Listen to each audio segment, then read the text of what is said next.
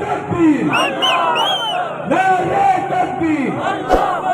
बिजली महंगी, बिजली महंगी, गैस महंगी, आटा महंगा, चीनी महंगी, पेट्रोल महंगा।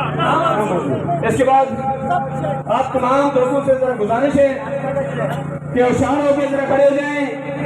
एक जिंदा दिल कौम की तरह जिस तरह आप यहाँ पे आ जाए हैं, इसी तरह से ये लोग जो पीछे खड़े हैं इनसे गुजारिश है क्या किया जाए फ्रंट पे। अभी डिस्ट्रिक्ट बार एसोसिएशन के हमारे जो सदस्य साहब हैं उन्होंने इजाजत मांगी आप सबसे कि वो 3-4 आदमियों के हमरा यहाँ से जा रहे हैं अभी और वो पिटीशन दायर करने की तैयारी कर रहे हैं। कल इंशाल्लाह सुबह सवेरे वो यहाँ से पेशावर के लिए रवाना होंगे। आप सबकी इजाजत है सदस्य साहब को,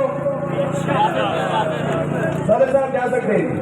इसके बाद मैं हमारे इंतहाई मोहतरम बार एसोसिएशन मंसूरा के मेंबर और इनकलाबी रहनुमा इफ्तिखार आलम एडवोकेट सबको दावत देता हूँ कि वो अपने ख्यालात का इज़हार करें। दे गवाही मेरे